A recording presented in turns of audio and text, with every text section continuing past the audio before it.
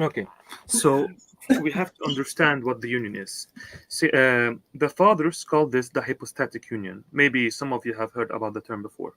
So we have to understand what is the hypostatic union and how Saint Cyril defined it, because both the Oriental Orthodox and the Eastern Orthodox, we define it differently. And let's see who agrees with the definition of Saint Cyril of what the hypostatic union is. So we believe that the hypostatic union is made of two hypostases, two natures or hypostases. Again, there are synonyms here. And let's then read what Saint Cyril says. He says, "It is precisely because Nestorius constantly denied that God the Word's birth happened according to flesh, and instead introduced a mere unity of dignities. And it is because he said that a man, honored by sharing the title of sonship, was connected to God, that we were forced to battle against these notions of his, and to assert instead that the union was at the level of hypostasis, meaning by simply that the word's nature, listen here, the word's nature, that is his hypostasis." So he's saying the word's nature is his hypostasis because the word is an individual. So the word's nature, that is his hypostasis, which is the word himself, was genuinely united to a human nature. So he's saying that the word's hypostasis Yes. was Now, united. before you move on, brother, Yeah. make sure you give quotes about the Theodoret and where he called them idiot now, because they want references like Orthochristus. Now, Absolutely. Great. we're going to give you the quotes in a minute. But before you move on, did Nestorius, I just want to understand, because what you quoted from Nestorius, from what I saw from Nestorius, he says there's one prosopon, only one person. So did Nestorius say, because here he's saying that Nestorius is saying that, here, let me read what Nestorius is being accused of. I'm not saying it's false. I should understand the meaning. It is precisely because Nestorius constantly denied that God the Word's birth happening according to flesh, and it's introduced a mere unity of dignities. And it's because that he said that a man honored by the sharing title of sonship was connected to God. Now, let me understand Nestorius. Did Nestorius think that there was not a, how do I say this? Because he says one person, so it's not two persons, so that the human nature, that physical body that's being fashioned in the womb of Mary, did he believe that from the conception, God the Word united himself to that flesh, that human body, so he's becoming incarnate? Yes, but not at the level of hypostasis, but at the level of person. As like, if you remember when I read Saint Severus, he says that you have two different unions. You have a union of persons where you share the same dignity. So the flesh, which he assumed, it shares in the name of the words, like he's called God, Son of God, and so on. Yeah. That's why you have one prosopon. But they exist as two hypostases, two gnome, two but they're not two persons, though. He doesn't say that, but because of him having two hypostases, the union is made of two persons. Okay, Jesus so of Nazareth and the Word of God. let me explain what people are hearing. Though Nestorius is saying, and Theodoret or Theodoret, however you want to pronounce his name, are saying it's one prosopon, one person. But because they're affirming that the divine nature, human nature, are two distinct pneume, hypostases, then you invariably end up with them being two persons, no matter how much you deny it. This is Saint Cyril's accusation? Yes, because each hypostasis would have its own person, if you count them as two. That's the Eastern Orthodox accusation of the Syrian Church and Nestorius as well. Yes. So then, are they right? No, because first of all, they deny that Christ assumed the human hypostasis to begin with, which is very problematic because it would... No, not the Eastern Orthodox. I'm saying, are the Eastern Orthodox right in saying that Nestorius and the Eastern Church end up with two persons, even though they deny it because there's two hypostases? In that sense, yes. But so their accusation is right then? In some sense, yes. But then you have the issue of them defining prosopon as hypostasis, And so it would be more confusing because Nestorius does believe in one prosopon, one person. No, I agree with you. I'm saying if you go with Nestorius, no, they're not two person, one person. But yes, as Saint Cyril is bringing out, and you accept him, because Nestorius is using the classical definitions, whereas exactly. the Chalcedonians changed them. Okay, but see, here's what I'm trying to get at, and it's not because I want people to understand. I'm learning too. Yeah. Though Nestorius is denying that two gnome, two instantiations, must invariably mean two persons, because it's the one person, right? It's the one person that unites those two natures. Cyril is saying, which is basically what the Eastern Orthodox have been telling me, that though you deny it, inevitably this is your conclusion. You can deny it all you want, but the way you're defining your language, you end up with two persons, whether you like it or not, yes. though you try to safeguard against it. Exactly. So Saint Cyril, that's what he's saying, but you agree with that then? Yeah. Then how are you guys still in communication with the Syrian Church of the East? I don't get it. We're not in communion with because them. of the definitions. Communication. Because you brought in Shamash and you were talking to it. So how does that work? Well, we love them. We want them to come to the truth. Oh, so you're evangelizing each other. Okay, good. And Sam, also it's because at least we can agree on something, the terms. The issue is because the Chalcedonian changed the terms or definitions, it's more problematic. At least we have a common ground that these terms mean the same thing. And from there we can work on for a union, or at least to understand each other. Okay. With the Chalcedonians, that's impossible. Now, because you guys are blessed, honestly, you guys don't know how much you're blessed because you're sharpening me. You're taking me a higher level, and I appreciate that, honestly. So then now your accusation is this with the Chalcedonians. Now I'm trying to figure it out. Mm-hmm. Now I'm trying to figure this out. Since Nestorius is saying it's one prosopon, and that tre pneuma, the two pneuma, they can't be two prosopon because of the unity. They're united in the one prosopon. And exactly. Cyril is saying, no, buddy, you can say that all you want. If you're going to be consistent, your position is incoherent because metaphysically it makes no sense. You can deny reality. Reality is you end up with two persons. I know you don't want to say that, but this is the reality. But now, if that's true, then your conclusion leads to that if anyone affirms two natures, right? Yes. And they don't say that the nature is one, then they are faced with the problem that Nestorius faces, because then the two natures would have to, if you're going to be logically consistent, have to result in two persons. Yeah, one person resulting from two persons. You hit the nail on the head. We got it, Sam. You got it. So the problem with you guys... Oh, sorry. Go ahead. No, I don't mean, I just want to make sure. So the problem with you guys isn't just Nestorius. Anyone who says at the end of the day, in this Christ, there are two natures. If you're going to take it to its conclusion, two natures have to end up affirming two hypostases. But if there are two hypostases, there have to be two prosopon, no matter how much you deny it. Perfectly put. And it's not just us saying it, it's the fathers of the Council of Ephesus also saying it, all of them in unison. So what you're telling the Eastern Orthodox is, guys, get with the program.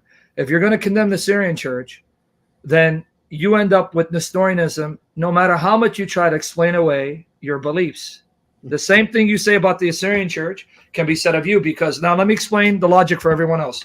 They're telling you, if you have two natures, right, to have a nature, you have to have a pneuma, what they call a hypostasis, right? So if you are, if there's someone who has divine nature, then he is a divine hypostasis. But to be a divine hypostasis, you also have to be a prosopon. But then if you have a human nature, then that makes you a human pneuma, but then you have to be a human prosopon.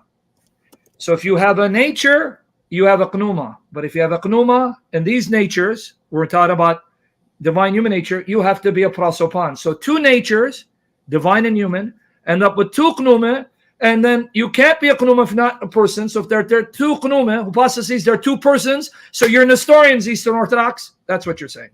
And you can just to like correct something, you can be a pneuma without a prosopon That's as long as you exist in the pneuma of another.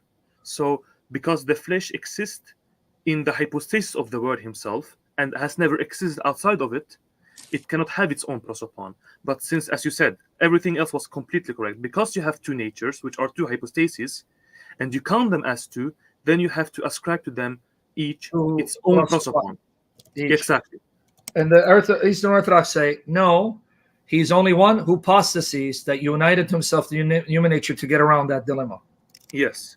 But you're saying, no, if he has a human nature, then he has to be a human pneuma. Yes. So this is the debate. You guys understand the debate. So in the Eastern Orthodox Roman Catholic tradition, there's only one hypostasis. There's only one person hypostasis, because they're defining hypostasis to mean person. And that hypostasis, the Word, took on to him a human nature. So it's not two hypostases. It's one hypostasis, the person of the Word, that took on a human nature. But you're saying, but wait, if he takes on a human nature, then he has to be a human hypostasis. And if he is, then he has to be a human person. So you end up with two persons. I'm saying, no, he doesn't have to be. He can take on human nature without having to have that human hypostasis. So you guys are debating on the meaning of terms, and you're saying our definition is right because it's ancient. You came and redefined things later on. Mm-hmm. That's one of our accusations against. Continue. I just want to make sure. Go ahead. Continue. Yeah. So here we have several examples from Saint Cyril, which we all accept, and from Saint Severus, which they don't accept, but you can see him echoing Saint Cyril. So what does he say? He hears the third anathema, which Subdeacon Daniel mentioned. I mean, like the 12 anathemas. This is the third one.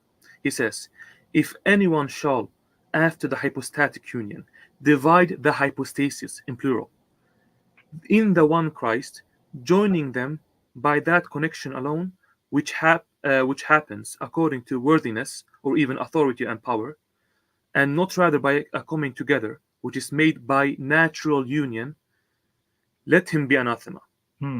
So he's saying, if one, because Christ is one hypostasis made of two, the Word and the flesh, these are two hypostases, they are combined into one hypostasis. They existed always as one hypostasis when God the Word became flesh. If one divides them and makes them into two hypostases, because they are two hypostases in the mind, but in reality, when we see Christ, we see him as the one Christ, the Word incarnate. If one divides him into two, then he's anathema. That's the first quote. So people don't misunderstand. He's not saying what the Eastern Orthodox say, because he's saying it's a composite union. So it's a composite nature. So if anyone shall say after the hypostatic union, the divide the hypostases in the one Christ, joining them by that connection. In other words, there are two hypostases, but united in one person. Let them be condemned to hell, basically. Yeah, if one separates them, the one hypostasis. That's what you're saying Council of Chalcedon did and the Tome of Leo did. Pretty much. But okay, yes. now and help me understand before you finish these anathemas. Help me understand, because I was told that at the Council of Chalcedon, Saint Cyril, they deliberated on the Tome of Pope Leo to make sure it was in line with Saint Cyril. So if Saint Cyril is condemning the statements that there are two natures in one person, that means he's condemning an absent, because I'm not saying he was absent the Tome of Leo, but they're saying that can't make sense because the people at the Council of Chalcedon accepted the Tome of Leo, making sure it was in line with Saint Cyril, which means Saint Cyril could not be condemning diaphysitism. This is what I was told. So how does that work? Yeah, so I mean, that might be kind of like how Muhammad might claim to have tested all of the revelation he received from Allah, allegedly, by the Torah and the Injil. But that doesn't make it true. You have to look at what the Injil and what the Torah themselves say, basically, is what we're saying. Because over and over again, and you saw that yourself, like I think in the first session, Saint Cyril condemns one hypostasis, two natures, after the union, and he confesses one hypostasis out of two, which we are showing right now. We're gonna get into it more too. With and the thing is also that the main issue with the Chalcedonians is that they don't even confess a union of hypostases in plural. I mean, which is what Saint Cyril is teaching here, and that's because they define hypostasis as person.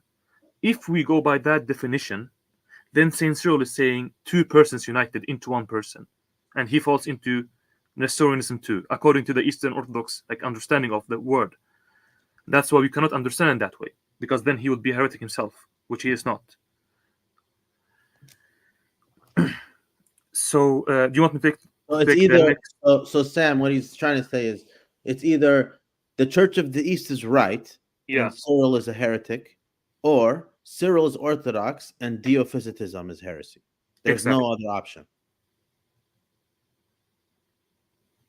Sam? I cannot see anything right now. I can't hear Sam either. Yeah, me too. I cannot see anything. I have my PowerPoint on, so. Okay. Well, let's keep reading, I guess. Okay. Yeah, go ahead. So Saint Cyril says then, since he points. Okay, where are we? The second quote. Do you want to read it? Yeah. Okay. Whether it was just these forms that came together by themselves, quite apart from their hypostases, for it was not mere resemblances and forms. Guys, can you believe it? I lost internet connection. I'm on my hotspot. No way. Yeah, you talk about demonic attack. We were saying when you left, Sam, we were answering your question. We said it's either Cyril was a heretic and the Church of the East is right, or Cyril is Orthodox and Diophysitism is heresy. There's no middle option. Okay, so before you go on, just let you know, guys, talk about demonic warfare. I lost my internet connection. I'm on hotspot. Can you believe that? But thank God you guys are on. So it kept going, right? Yeah, we did. Okay. If I disappear, you guys continue talking because I may lose connection again. So what was the options again? I said it's either the Church of the East is right and Cyril is a heretic, or Cyril is right and Diophysitism is heresy. There's no middle option. So then how is it they make sure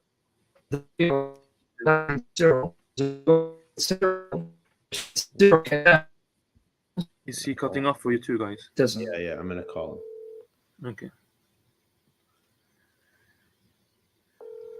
If you want, Sam, mute yourself from the computer and just talk from my phone, okay? Yeah, that's okay. I'll be back on in a few minutes. Just when people lose the internet, just okay. Keep doing it. Okay. So, guys, if someone asks a question, could you tell me, because I cannot see the chat. So I will go from here.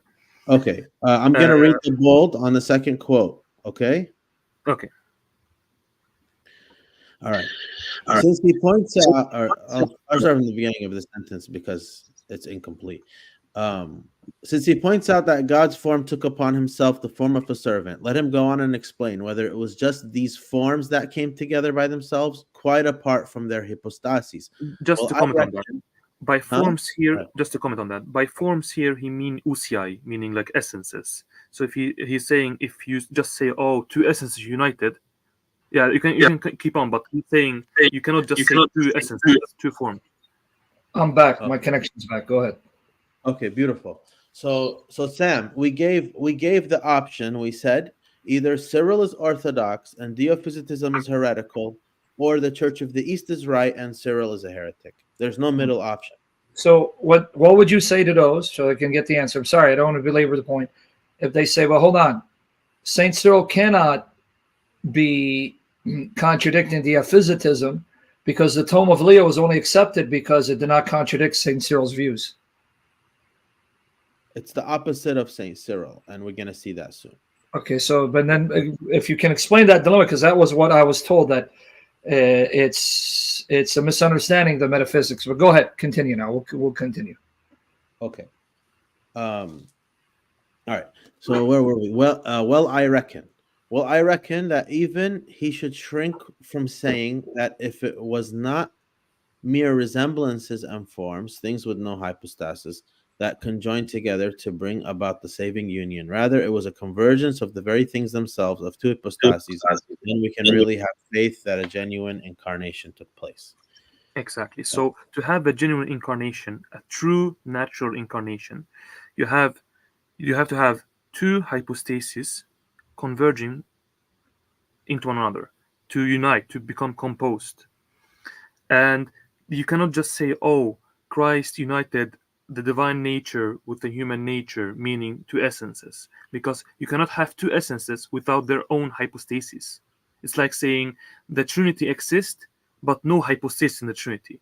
It's absurd. The same thing with humans. It's like saying humanity exists without humans. So he's saying you have to have individual hypostases uniting into one another. And that's when you can have a genuine incarnation. And then again, Saint Severus echoes this, where he says, do you want to read something again? Yes. Accordingly, we say that from it and the hypostasis of God the Word, the ineffable union was made, for the whole of the Godhead and the whole of humanity in general were not joined in a natural union, but special hypostasis. Okay, so can I break down what we just read from Severus and St. Cyril? Guys, understand what they just told you.